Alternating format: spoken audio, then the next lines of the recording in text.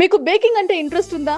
అయితే correct guidance కోసం Chocos express అకాడమీని visit చేయండి.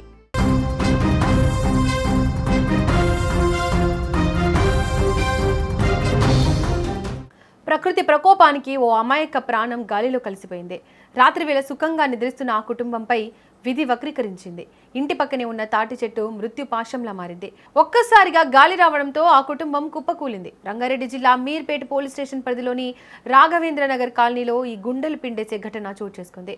అభాగ్యురాలైన వికలాంగుల కుటుంబంపై విధి ఆడిన వింత నాటకంలో కళ్ల ముందే ఒక ప్రాణం గాలిలో కలిసిపోయింది. రాత్రి సమయం నగరం మొత్తం గాఢ నిద్రలో ఉంది. అప్పుడే వీచిన ఈదురుగాలులు ఊహించని ప్రమాదానికి దారితీశాయి.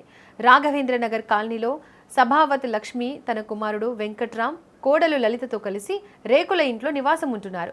వారు శారీరక వైకల్యంతో బాధపడుతున్నప్పటికీ కష్టపడి జీవితాన్ని నెట్టుకొస్తున్నారు. ఎప్పటిలాగే వారు ఆ రాత్రి నిద్రపోతున్న సమయంలో ఊహించని విధంగా ఇంటి పక్కనే ఉన్న తాటి చెట్టు ఈదురుగాలుల ధాటికి ఒక్కసారిగా విరిగిపడింది.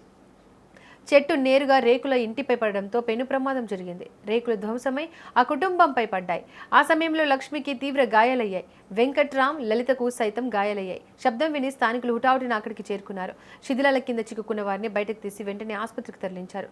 పరిస్థితి విషమంగా ఉండడంతో లక్ష్మిని ఉస్మానియా ఆసుపత్రికి తరలించారు. అక్కడ చికిత్స పొందుతూ ఆమె తుదిశ్వాస విడిచారు.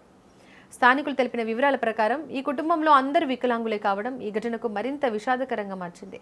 కట్టుబట్టలతో బతుకుతున్న ఆ కుటుంబంపై ప్రకృతి విలయం పడడంతో నిలువు నీడ లేకుండా పోయింది. వారి అరుపులు విన్న కాలనీవాసులు భయాందోళనకు గురయ్యారు. ఈ ఘటనపై సమాచారం అందుకున్న మీర్పేట పోలీసులు ఘటనా స్థలానికి చేరుకుని వివరాలు సేకరించారు. కేసు నమోదు చేసుకుని దర్యాప్తు మొదలుపెట్టారు. నిజానికి ఆ తాటి చెట్టు ఎప్పటి నుంచో ప్రమాదకరంగా ఉందని స్థానికులు వాపోతున్నారు. అధికారులు ముందుగానే స్పందించి ఉంటే ఈ మరణం సంభవించి ఉండేది కాదని ఆరోపిస్తున్నారు. కుటుంబ పెద్దను కోల్పోయిన వెంకట్రామ్, లలిత పరిస్థితి ఇప్పుడు దయనీయంగా మారింది. ఆ చిన్న రేకుల ఇల్లు ఇప్పుడు శ్మశానాన్ని తలపిస్తోంది.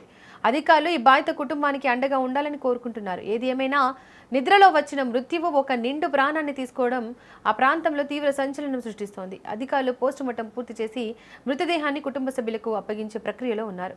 బాధిత కుటుంబానికి ప్రభుత్వ పరంగా సాయం అందుతుందా లేదా అన్నది ఇప్పుడు అందరిలోనూ ఉన్న ప్రశ్న.